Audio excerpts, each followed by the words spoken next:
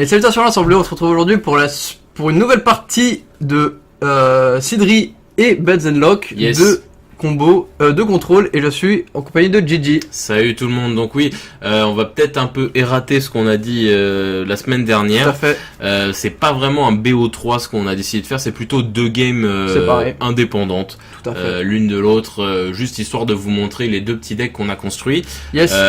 Donc voilà, on vous invite, on va pas recommencer les présentations de général ici, on vous invite à regarder la première game où est-ce qu'on explique vraiment comment il fonctionne et comment ont été buildés les decks. Tout à fait. Là on va plutôt partir sur la game directement, donc c'est parti. Moi j'ai déjà accès à mes 3 couleurs dès l'entrée de jeu. Yes. Toi aussi t'as déjà accès à tes 1 couleur ouais.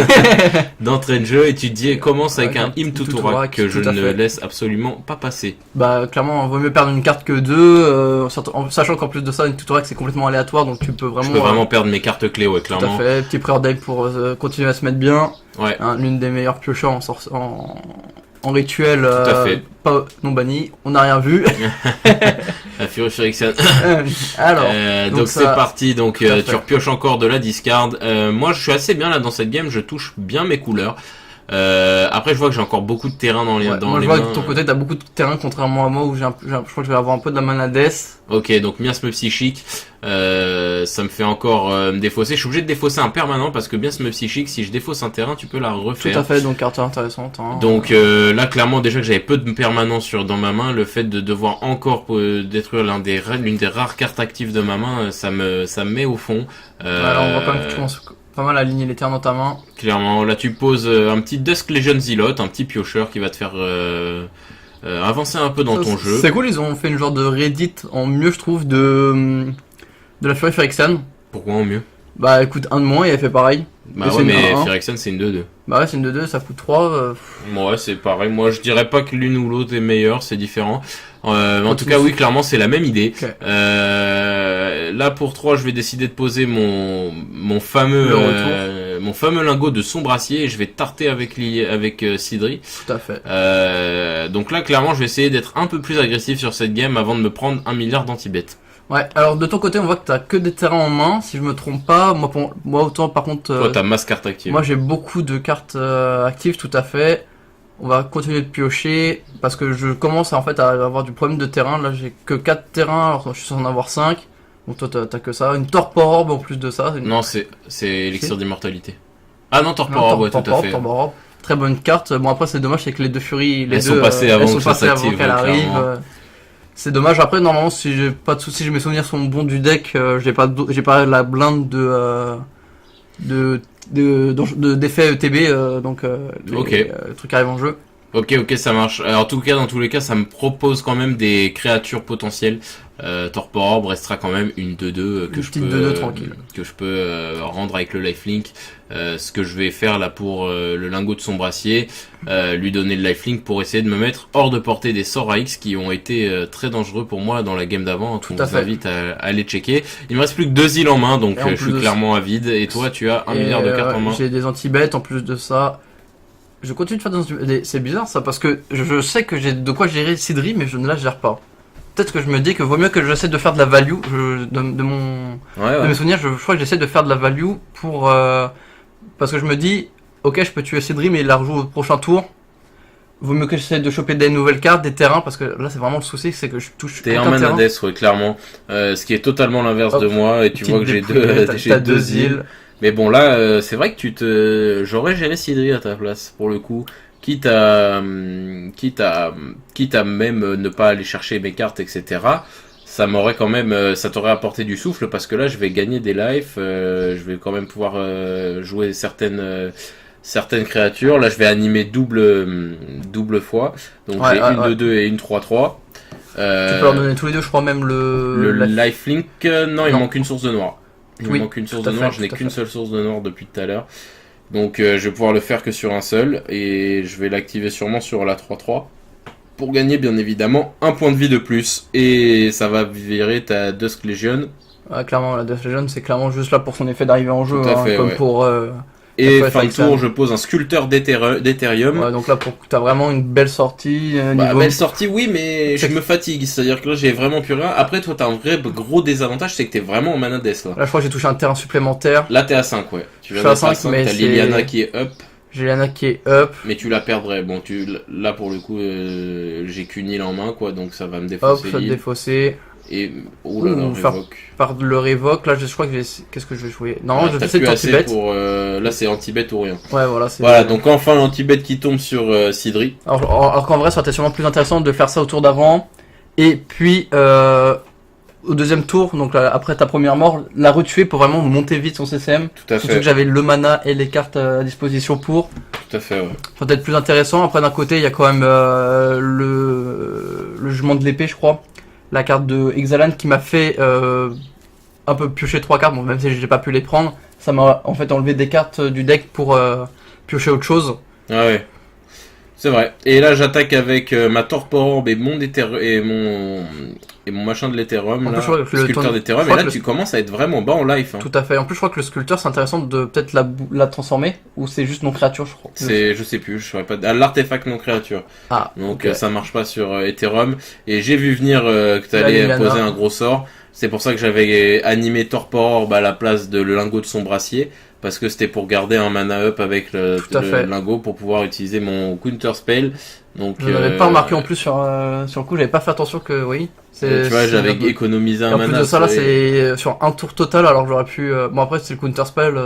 Counter spell, tu peux rien y faire. Je peux rien y faire, mais d'un côté, ça fait. T'aurais pu tourner autour. J'aurais pu tourner autour, ça m'a complètement counter sur un spell clé totalement. Spell clé et curvé à fond. Ah oui, à fond, 100%. Là, t'as perdu un tour. Donc c'est pour ça que j'avais utilisé Torpor Orb à la place du lingot. Maintenant la situation s'est calmée pour moi, j'ai repu jouer Sidri et là je vais pouvoir double animer et faire un lifelink. Donc très clairement. Il me reste ma petite 2-2 pour tanker. T'as une petite 2-2 pour tanker, ouais. Mais bon, après d'un côté tu peux quand même donner le Dust Touch, ou même de toute façon on va quand même trade. Ok, ça va être un trade total. Une syncope en main. Je viens de voir de ton côté. Une syncope, ouais, tout à fait. En plus c'est full on tap. Je suis pas full on tap, hein.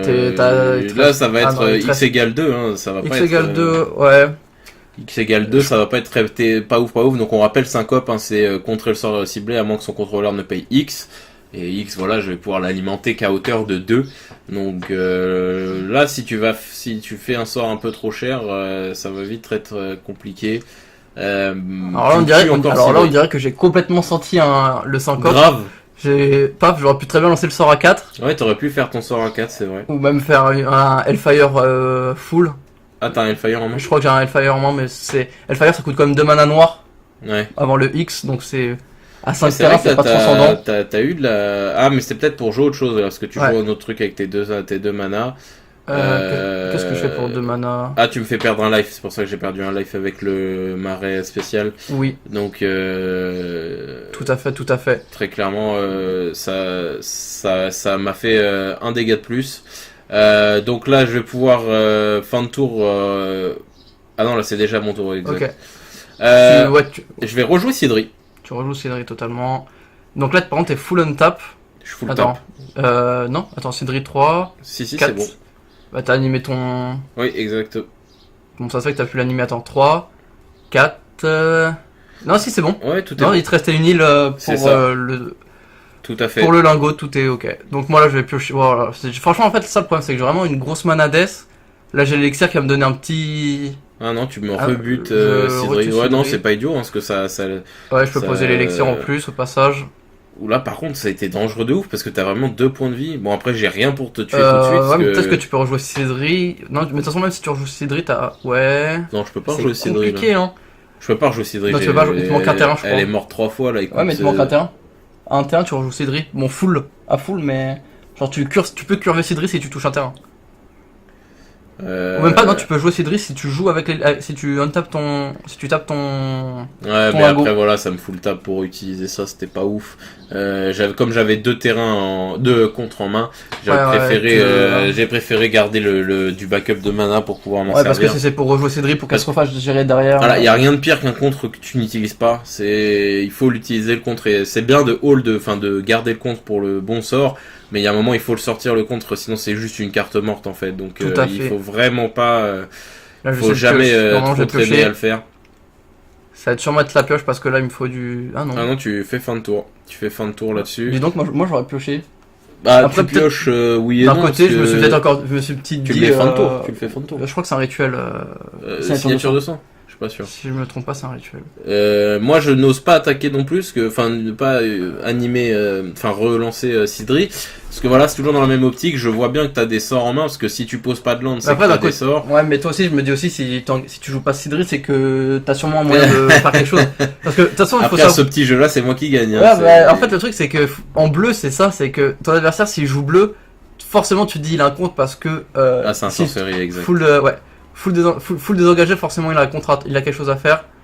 Et je te fais une négation totalement. Bah, ta signature de sang. Après, d'un côté, je me serais infligé des dommages à moi-même. Ouais. Donc, est-ce que t'auras pas pu gratter? Bon, après, tu laisses quand même passer 2 cartes. Tu passais à 3, mais tu piochais 2. Et moi, il n'y a rien de pire dans Magic que de laisser piocher son adversaire. Tout à fait, sachant en plus de ça, j'ai vu en main que j'avais de quoi me soigner un peu avec la... Et je joue la poudre de protomatière. Donc, qui va être... une potentielle 3-3. Une potentielle 3-3, mais au-delà de ça, ça va surtout être un réserve, il va pouvoir ressusciter un artefact. Pour 5, ça renvoie en jeu. Oui, c'est pour ça. Ça coûte 5 quand même. Après, ça coûte 5, hein, mais clairement, ça renvoie en jeu. Heureusement, à ce prix-là, j'ai envie de dire. C'est pas faux. Et puis, j'ai pu l'activer pour la jouer pour 2, hein, grâce à mon sculpteur d'Ethereum. Ouais. Donc, ça me laisse encore plus de mana en backup pour syncope. Donc, en vrai, t'aurais pu lancer la syncope. Ça change rien. Ça change strictement rien. Et là, je joue je vais avoir ma fonderie mécanoptère. Très bonne carte, hein, qui fait tourner plein de jeux, hein, d'ailleurs pas que le mien. Fonderie mécanoptère, qui est vraiment une carte excellente, qui va pouvoir me permettre un peu de remonter dans cette game, et qui va surtout me permettre de recycler un peu plein d'artos et de les ressusciter avec la poudre de protomatière. Et en plus de ça, bon, t'as pas le terrain, mais avec les ruines, tu peux aussi récupérer les artefacts que tu sacrifies.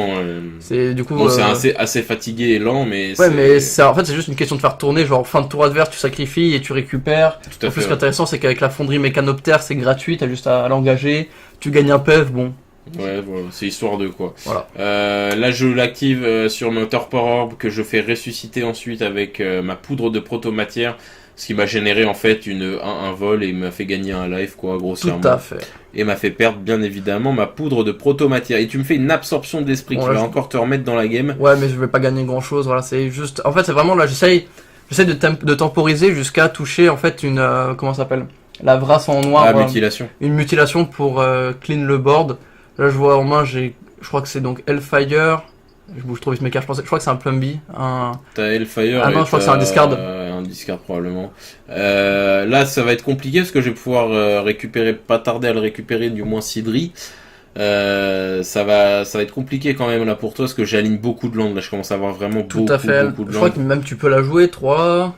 Bah, le problème c'est qu'elle arrive tap et enfin mon mana là que je cherchais qui est étendu sauvage. Ouais, mais tu joues en il arrive tap donc. Tu l'as fait sur ton tour, ok. Ouais, et donc là je vais pouvoir voir si je vais pouvoir la jouer. Oui, j'ai largement. Mais de toute façon tu peux quand même. 1-2 et c'est bon, ça la proc. Et du coup je vais pouvoir animer avec le mana du lingot de son brassier, je peux animer quelqu'un. Tout à fait. On recompte vite fait, mais très clairement là ça va être compliqué pour toi parce que t'es quand même à 13, je suis à 13 points de vie, t'es à 6, là tu vas prendre au minimum 2, ouais. Là ça va être assez difficile pour toi. De toute façon, tu peux juste me cogner. En vrai, tu peux juste me cogner juste avec te cogner à Vita Aeternam. Ouais, mais avec. T'es même pas obligé de les animer, genre tu peux cogner tranquille avec. Bon, tu vas quand même animer une 2-2. Là, t'as pas clairement, donc là tu passes à 2. Tout à fait. Et c'est ton dernier tour. Est-ce que tu as quelque chose à proposer? Très clairement, ça va être compliqué pour toi. Et là, je vois que t'as quand même. Moi, je suis à 13 points de vie, t'as 2 points de vie. Là, il y a très peu de choses qui te permettent de. En fait, c'est que j'ai Hellfire. Je crois que je vais lancer le Hellfire. Tu vas poser un Hellfire pour X égale 3. Ouais, c'est que fatigué. Je peux tanker en fait. Donc, je vois que t'es full tap, donc j'essaie de prendre 9, j'imagine. Ça, en fait, le truc, c'est que j'ai une grosse mana death parce que en fait, c'est quand même un deck en soi qui nécessite beaucoup de mana. Ouais. Pour jouer en fait tous les sorts un peu à X comme ça. Puis même tu joues beaucoup de sorts chers, hein, de manière générale, donc c'est vrai oui, que en plus de ça. C'est un deck qui nécessite. C'est vrai que j'aurais bien aimé à Dominaria qu'on chope le terrain Stronghold Cabal, si je me trompe pas. Je sais qui en fait pour 3 ça va nous générer un mana noir pour chaque marée qu'on contrôle. Ah oui. Très bonne carte dans ce genre de deck où il y a besoin de payer des gros X. Ouais, clairement. Donc là pour le tournoi de Grêle, ça aurait pu être très puissant d'avoir vraiment une grosse mana, beaucoup de mana à jeter dedans. Tout à fait, et donc ça se finit comme ça, donc pour une petite victoire pour mon deck. Donc voilà, ça aurait fait une victoire chacun, maintenant je peux le dire. Une victoire chacun pour nos 2 decks casus, hein. Ce sont des decks casus qui ont été faits pour nos caps, avec nos cartes et notre esprit fatigué. Tout à fait. Vraiment, on n'a vraiment pas acheté de cartes. Moi, la seule chose que j'ai acheté, c'est le général, parce que je voulais faire un deck Esper Artefact. Et qu'on n'avait pas de commandant. Sous le coude. C'est vraiment la seule carte qui est achetée dans tout ce deck. Tout le reste, c'est vraiment dans tous ces decks d'ailleurs, parce que tout le reste, c'est ce qu'on a accumulé depuis nos 10 ans de Magic, quoi. Tout à fait. Donc vraiment, on peut faire des petits EDH sympas quand on commence à avoir un petit stock de cartes depuis longtemps. Il y a moyen de s'amuser et de faire des petits EDH qui tournent. Et puis voilà, donc c'est comme ça que se finissent ces 2 petites games indépendantes d'EDH. Yes. Et puis voilà, on va continuer un petit peu sur la suite des vidéos. Et puis sur ce, on va se dire à la semaine prochaine, l'équipe. Et salut tout le monde. Salut.